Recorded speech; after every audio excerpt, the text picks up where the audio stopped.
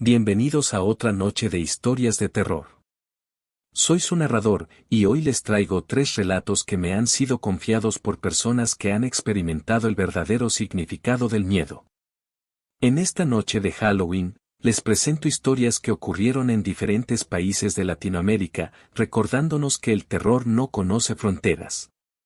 Antes de comenzar, les advierto, son testimonios reales de personas que han decidido compartir sus experiencias, aunque algunos detalles han sido modificados para proteger su identidad. Prepárense para sumergirse en el terror más profundo, comencemos. Relato 1, mi nombre es Alejandro, soy conductor de ambulancias en Ciudad de México, y lo que voy a contarles sucedió hace apenas unos años, durante uno de mis turnos nocturnos. Era una noche especialmente fría de febrero. Me tocaba hacer el turno de madrugada, de esos que nadie quiere tomar porque dicen que pasan cosas extrañas. Yo nunca había creído en supersticiones, después de todo, llevaba más de 15 años en el servicio y había visto de todo. Mi compañero de turno, Ricardo, se había reportado enfermo, así que me tocaba hacer la ruta solo. Cerca de las 3 de la madrugada, recibí una llamada de emergencia, un accidente en el túnel de la autopista que conecta con otra ciudad. Según el reporte, era un choque múltiple con varios heridos. El túnel en cuestión tiene mala fama entre los conductores. Dicen que ahí ocurrió una tragedia hace años, cuando un autobús escolar se incendió y murieron varios niños. Pero como dije, yo no creía en esas historias. Mientras me dirigía al lugar, comenzó a llover intensamente. La radio empezó a fallar, algo común en esa zona por la geografía del lugar. Al acercarme al túnel, noté algo extraño, no había otros vehículos de emergencia, ni policías, ni bomberos. Pensé que tal vez era el primero en llegar. Entré al túnel con las luces de emergencia encendidas. La lluvia creaba un efecto extraño en la iluminación, y el eco de las sirenas rebotaba en las paredes de una manera que me ponía nervioso. A mitad del túnel, vi lo que parecían ser los restos de un accidente, vidrios rotos, pedazos de metal, pero no había vehículos. Me detuve y bajé de la ambulancia para investigar. El frío era intenso, mucho más de lo normal para esa época del año. Mientras caminaba entre los escombros, escuché algo que me heló la sangre, risas de niños.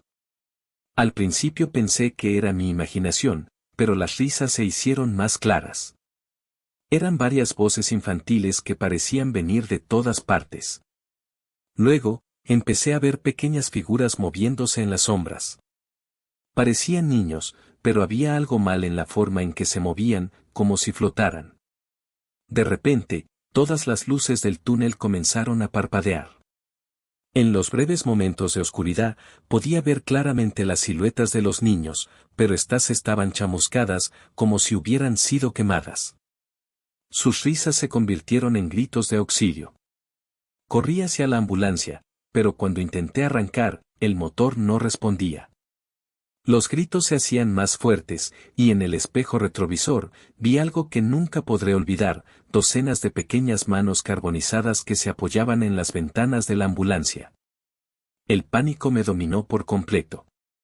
Seguí intentando arrancar el vehículo mientras rezaba todas las oraciones que recordaba, pero que por el pánico no recordaba. Finalmente, después de lo que pareció una eternidad, el motor rugió a la vida. Aceleré a fondo, y mientras salía del túnel, pude ver por el retrovisor a un grupo de niños con uniformes escolares quemados, parados en medio de la carretera. Cuando llegué a la base, reporté el incidente, pero nadie había registrado ninguna llamada de emergencia esa noche. Más tarde, investigando, descubrí que exactamente 40 años antes, en esa misma fecha, había ocurrido el accidente del autobús escolar. Desde entonces, me negué a tomar turnos nocturnos porque pensaba que estos turnos estaban costándome mi salud mental, pero luego de preguntar a varios colegas me han contado experiencias similares en ese túnel. Especialmente en las madrugadas. Algunos dicen que los niños buscan ayuda, otros que quieren compañía. Yo solo sé que hay lugares donde la tragedia deja una marca tan profunda que ni siquiera el tiempo puede borrarla. Relato 2. Me llamo Valentina, y trabajo como productora en una radio local en mi ciudad natal. Esta historia sucedió hace 2 años, durante una noche que cambió por completo mi perspectiva sobre lo que es real y lo que no. Nuestra radio tiene un programa nocturno de música y llamadas de oyentes que se transmite de medianoche a 5 de la mañana. El conductor habitual, Martín, había pedido la noche libre por una emergencia familiar, así que me tocó quedarme a cargo de la transmisión junto con Diego, un técnico nuevo. La noche comenzó normal. Poníamos música, recibíamos llamadas, lo usual. Alrededor de las 3 de la madrugada, comenzamos a tener problemas técnicos. La señal se entrecortaba y había una extraña interferencia en la línea telefónica. Entonces recibimos una llamada que cambiaría todo. Era una mujer mayor, su voz sonaba distante y algo metálica. Dijo llamarse María Elena y quería dedicar una canción. Hasta ahí todo normal, pero cuando le pregunté qué canción quería, su respuesta me dejó helada. Quiero dedicar la misma canción que dediqué hace 45 años en este programa, la noche antes de mi muerte. Diego y yo nos miramos confundidos. La mujer continuó hablando, contando cómo había sido locutora de radio en los años 70 y cómo había muerto en un asalto al salir de la estación. Lo perturbador era que yo conocía esa historia. Era una leyenda urbana de la radio, algo que había pasado realmente en 1975. Intenté mantener la calma y seguirle la corriente, pensando que era alguna broma pesada. Le pregunté qué canción quería dedicar, y ella mencionó, Adiós Mundo Cruel, de Enrique Guzmán. Lo escalofriante era que esa canción ni siquiera estaba en nuestra biblioteca digital. Mientras hablábamos, las luces del estudio comenzaron a parpadear. Los equipos empezaron a funcionar solos, cambiando frecuencias y volúmenes. La temperatura bajó drásticamente, tanto que podíamos ver nuestro aliento.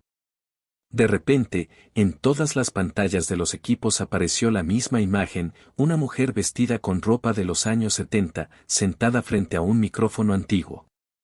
La imagen era en blanco y negro, pero parpadeaba como una vieja televisión con mala señal.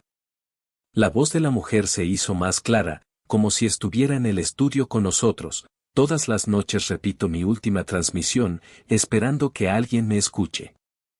Esta noche ustedes me están escuchando. En ese momento, todos los equipos se apagaron de golpe. Cuando volvió la energía, segundos después, la llamada se había cortado. Pero lo más perturbador estaba por venir. Al día siguiente, investigando en los archivos de la radio, encontramos una vieja cinta de 1975. Era la última transmisión de María Elena Suárez, la locutora que fue asesinada. En la grabación, ella dedicaba Adiós Mundo Cruel y se despedía de sus oyentes, sin saber que esa sería realmente su última transmisión. Lo más escalofriante fue cuando revisamos la grabación de nuestra transmisión de esa noche. La voz de la mujer que nos llamó era idéntica a la de la grabación de 1975. Los técnicos analizaron ambas grabaciones y confirmaron que era exactamente la misma voz, con los mismos patrones de habla. Desde entonces, cada vez que estoy en el estudio durante la madrugada, puedo sentir una presencia. A veces los equipos se encienden solos, y en el fondo de la estática, se puede escuchar muy débilmente la melodía de Adiós Mundo Cruel. Relato 3. Mi nombre es Carlos, soy fotógrafo profesional especializado en lugares abandonados, y esta historia ocurrió hace 6 meses en una antigua mina de cobre. Había escuchado historias sobre esta mina en particular. Los lugareños hablaban de accidentes inexplicables y desapariciones misteriosas. Según los registros, la mina había cerrado en 1983 después de un derrumbe que costó la vida a 27 mineros. Pero algunos decían que el número real de víctimas era mucho mayor. Conseguí los permisos necesarios para hacer un reportaje fotográfico sobre el lugar. Me acompañaban Juan, mi asistente, y Pedro, un exminero que conocía bien el lugar y serviría como guía. Llegamos temprano en la mañana. El lugar era impresionante, edificios abandonados, maquinaria oxidada y la entrada principal de la mina, un agujero negro que parecía tragarse la luz del día. Pedro nos explicó que la mina tenía varios niveles y kilómetros de túneles, pero nos mantendríamos en las áreas seguras. Todo iba bien hasta que llegamos al segundo nivel. Mientras fotografiaba una antigua sala de máquinas, escuchamos un sonido que venía de más adentro de la mina, el inconfundible golpeteo de un pico contra la roca. Pedro se puso pálido. Nos explicó que ese sonido era imposible, ya que estábamos solos en la mina y nadie había trabajado allí en décadas. Aún así, decidimos investigar. El sonido nos guió hasta un túnel que, según Pedro, no aparecía en ningún mapa. Mientras avanzábamos, el ambiente cambió. El aire se volvió más denso y había un olor extraño, como a azufre mezclado con algo metálico. Nuestras linternas comenzaron a fallar, parpadeando de manera errática. De repente, escuchamos voces. Eran murmullos en español y quechua, el idioma que hablaban muchos de los mineros antiguos. Las voces parecían venir de todas direcciones. Luego, vimos las sombras. Al principio eran apenas siluetas en la oscuridad, pero poco a poco se fueron haciendo más claras. Eran figuras humanas, vestidas con ropa de minero de otra época. Lo más perturbador era que algunas parecían estar incompletas, como si parte de sus cuerpos hubieran quedado atrapados en el derrumbe. Juan, que estaba grabando todo con su cámara de video, soltó un grito cuando una de las figuras se acercó a él. Era el rostro de un hombre mayor, cubierto de polvo y sangre seca. Sus ojos estaban completamente negros, como si fueran dos pozos sin fondo. Pedro comenzó a rezar en voz baja. Dijo que reconocía a algunos de los rostros, eran mineros que habían muerto en el derrumbe, algunos de ellos amigos suyos. Las figuras nos rodearon, sus voces se hicieron más fuertes, algunas suplicando ayuda, otras advirtiendo sobre algo. Intentamos retroceder, pero nos dimos cuenta de que estábamos perdidos. Los túneles parecían diferentes, como si hubieran cambiado. Las figuras seguían apareciendo, cada vez más cerca, algunas extendiendo sus manos hacia nosotros. En medio del pánico, Pedro recordó algo. Sacó de su bolsillo una pequeña campana de cobre que, según nos explicó después, era tradicional entre los mineros antiguos. La hizo sonar 3 veces y, para nuestra sorpresa, las figuras comenzaron a retroceder. Siguiendo el sonido de la campana, que Pedro no dejaba de tocar, logramos encontrar el camino de regreso. Cuando finalmente salimos de la mina, era casi de noche, aunque según nuestros relojes solo habíamos estado dentro por 3 horas. Lo más impactante vino después, cuando revisamos el material grabado. La mayoría de las fotos estaban arruinadas, completamente negras o distorsionadas.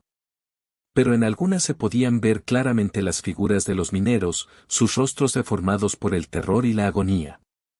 El video de Juan capturó algo aún más perturbador, voces claras en quechua que, según los expertos que lo analizaron después, relataban los últimos momentos del derrumbe y mencionaban que el número real de víctimas había sido mucho mayor al reportado oficialmente.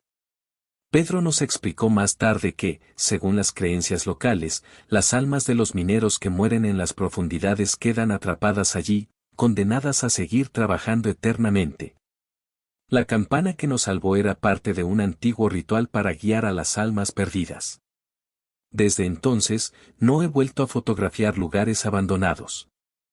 Hay espacios donde el dolor y la tragedia son tan profundos que crean una marca en la realidad misma, y hay almas que siguen buscando una salida de su prisión subterránea. Conclusión. Estas historias nos recuerdan que hay lugares donde el velo entre nuestro mundo y lo desconocido es más delgado. Un túnel donde las víctimas de una tragedia buscan ser recordadas, una radio donde los ecos del pasado siguen transmitiendo, una mina donde las almas de los trabajadores continúan su labor eterna. En esta noche cerca de Halloween, mientras escuchan estas historias en la seguridad de sus hogares, recuerden que a veces la realidad puede ser más aterradora que cualquier ficción. Y si alguna vez se encuentran en un túnel solitario, una cabina de radio en la madrugada, o una mina abandonada, presten atención. Porque nunca saben quién, o qué, podría estar tratando de comunicarse con ustedes. Gracias por acompañarme en esta noche de terror. Si les gustó estas experiencias no olviden suscribirse al canal y comentar, y hasta la